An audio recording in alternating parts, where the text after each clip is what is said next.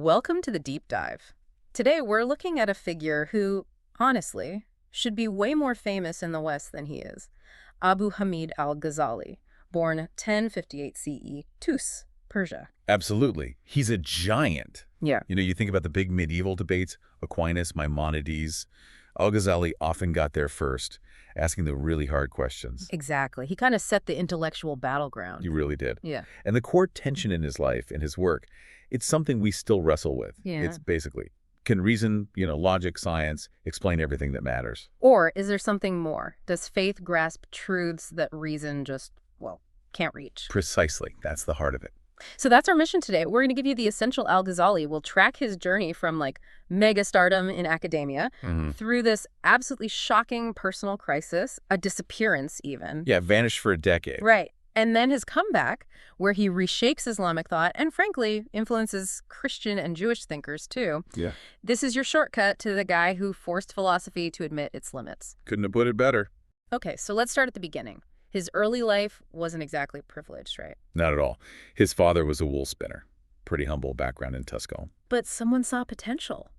When his parents died, he and his brother ended up with a Sufi friend. That's right, and that connection is interesting given where he ends up later. This friend made sure they got an education, which was everything. And clearly it took. He was, some kind of prodigy? Oh, absolutely, a bona fide prodigy.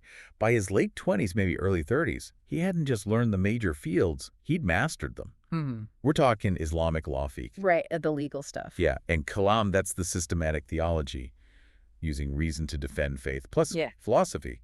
He absorbed it all. And that led pretty quickly to big things. Instantly. Yeah. He landed, the job. Head of the Nizamiya College in Baghdad. Which needs context because that sounds important, but how important? Okay, think of the biggest, most prestigious universities today. Harvard, Oxford, maybe Al-Azhar in Cairo. Now imagine holding the top chair at all of them simultaneously. In Baghdad, the absolute center of the intellectual world at that time, the capital of the Abbasid Caliphate. That's the Nizamiya post. Wow. So he wasn't just a professor. He's the professor, a star. Judges, scholars, even the political leaders, they hung on his every word. He had status, wealth, authority. You couldn't climb any higher. Which makes what happened next just unbelievable. 1095. Yeah, this is the pivot. One of the most stunning moments in intellectual history, really. He's about to give a lecture, big crowd. And his voice just fails him. Stops working. He starts trembling, physically shaken. Doctors blame stress, maybe burnout. That was the official diagnosis, sure. Physical stress. But Al-Ghazali, in his own writings later, he's brutally honest. He knew it wasn't just physical. It was deeper. Much deeper. A crisis of sincerity. He started questioning everything. Not what he knew, but why he knew it.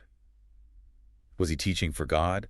Or was he teaching for the fame, the ego boost, the applause? Was all that brilliance just vanity? Exactly. He felt his success had become a mask, a dangerous one. He wrote about this, didn't he, in his spiritual autobiography? Yes, Al-Munqidh min al-Alo. Yeah. Deliverance from error. And the quote is just raw. He says something like, I examined my motives and saw that all my striving was for fame and reputation. I realized I was on the brink of hellfire. Chilling. To admit that at the absolute height of your career. Think about the courage that took. And the terror he must have felt. This wasn't some minor doubt. He thought his entire life's work might be damning him. So what did he do? You don't just get over that. No. He did something radical, utterly shocking for the time. He essentially faked needing to leave Baghdad for a pilgrimage. Okay. But then he just disappeared. He gave up his prestigious post, gave away his wealth, abandoned everything, his titles, his influence, all of it. And just walked away. Walked away for 10 years. He became a wandering ascetic, basically. Spent time in Damascus, Jerusalem, meditating, reflecting, just vanished from public life. Everyone was stunned. And this retreat, this wasn't just personal healing. It fueled his next big intellectual move, right? Absolutely. It's all connected. His personal crisis about ego and sincerity led him to question the entire intellectual system he'd mastered, especially the parts that relied heavily on Greek philosophy. Ah, okay. So he's turning his attention to the philosophers within Islam, people like Ibn Sina, who we know as Avicenna. Exactly.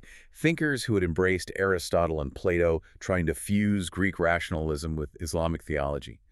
They believed, essentially, that human reason could figure out the ultimate truths, maybe even without revelation. And Al-Ghazali wasn't buying it anymore. Not after his crisis. He felt they'd gone too far, that they'd become intellectually arrogant, elevating human logic above God's word.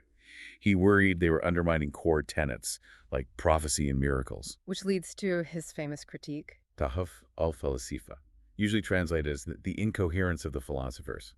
And incoherence is, putting it mildly, it was an intellectual demolition job. Let's dig into that. The most famous argument, the one people still debate, is about causality. Cause and effect. Right. This is classic. The philosophers, drawing on Aristotle, would say, fire touches cotton, therefore fire causes the cotton to burn. It's a necessary, predictable connection, a law of nature. Seems straightforward enough. Science relies on that kind of thinking. But Al-Ghazali says, hold on. He argues the fire doesn't inherently cause the burning. There's no necessary logical link between fire and burning. Wait, what then? Why does cotton always burn when fire touches it? Okay, here's the key part. Al-Ghazali says God causes the burning directly, each and every time the fire and cotton coincide. It's God's will acting in that moment. So the fire is just the occasion, not the actual cause. Precisely. What we perceive as laws of nature, like fire burning cotton, aren't rigid, necessary laws inherent in things themselves. They're simply God's habit, adawat in Arabic. God consistently wills things to happen in a certain sequence. Okay, I think I'm getting it. It's like God has established a customary way of doing things, but he's not bound by that custom. Exactly. And that's the genius of it for theology. If it's just God's habit, not an unbreakable law of nature, then God can choose not to follow the habit. Ah. So miracles become possible without breaking logic. Fire not burning Abraham, for instance. It's not a violation of natural law because the law was never absolute in the first place. You got it. It preserves divine omnipotence and the possibility of miracles against the claims of the rationalists who thought everything had to follow predictable, necessary chains of cause and effect. It was a direct assault on the idea that reason alone could map out all of reality. He's basically saying, your logic has limits, folks. Fundamentally, there are things reason can't penetrate, truths that rely on God's will and revelation. And this argument had legs. It wasn't just an internal Islamic debate. Oh no, it echoed for centuries. You see similar skeptical arguments about causality popping up much later in European philosophy, like with David Hume. Whether Hume read Al-Ghazali directly is debated, but the intellectual challenge itself is powerful and persistent. It forces you to question basic assumptions. Okay, so after 10 years of this kind of deep thinking and spiritual wandering, he comes back. He does. He eventually returns to teaching, though maybe not quite with the same political spotlight as before in Baghdad. But he's a profoundly changed man. And his mission is different now? Completely. He's not just focused on intellectual debates. He wants to revive the spiritual heart of Islam, to integrate the inner life with the outer practice. And this leads to his magnum opus. Indeed.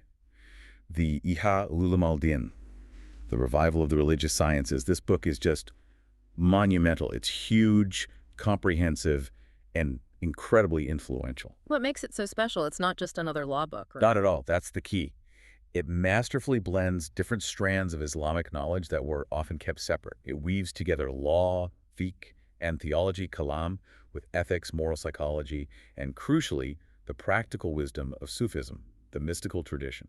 That's interesting, bringing Sufism into the mainstream. Weren't Sufis sometimes seen as a bit unorthodox by the strict legal scholars? Sometimes, yes, there could be tension. But Al-Ghazali's genius was to show how the inner disciplines of Sufism, things like examining your intentions, cultivating humility, sincerity, ikhlas, remembrance of God, weren't optional extras. He argued they were essential for the outward acts of Islam to have any real meaning. So praying the ritual prayer, giving charity, fasting, it's empty without the right inner state. That was his powerful argument. Knowledge without humility is arrogance.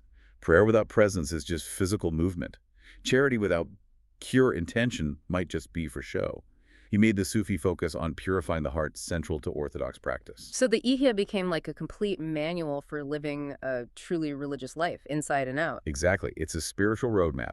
It addresses everything from the basics of worship to business ethics, marriage, friendship, child-rearing, all infused with this need for inner sincerity and awareness of God. It effectively rebalanced Sunni Islam, anchoring spirituality firmly within the mainstream. And its impact lasted. For centuries. It's arguably one of the most read books in Islam after the Quran. It defined practical, ethical, spiritual Islam for generations, and still does for many today. It prevented the religion from becoming purely legalistic or overly philosophical. It's clear his impact within Islam was immense, but you mentioned earlier it went beyond that. Absolutely. His ideas traveled. His critiques of the philosophers, especially the Tahafut, were translated into Latin, likely through Spain. So European scholars encountered his arguments. Yes, Jewish thinkers like Moses Maimonides engaged deeply with his work, sometimes agreeing, sometimes arguing back. And in the Christian world, scholars like Thomas Aquinas were definitely aware of the kinds of problems Al-Ghazali raised, particularly concerning the relationship between reason, faith, creation, and God's power. So that central theme, the limits of reason versus the necessity of faith, reverberated across cultures. It really did. He put his finger on a perennial tension. Which brings us to why he still matters today, to you listening. His thousand-year-old questions feel incredibly current, don't they? They really do. Think about our information age, our focus on achievement, on metrics, on success. Al-Ghazali forces us to ask, are we pursuing knowledge and success for the right reasons? For truth, for meaning? Or is it, as he feared for himself, about ego, reputation, getting ahead? And the causality thing, too. Can science, can reason truly explain everything?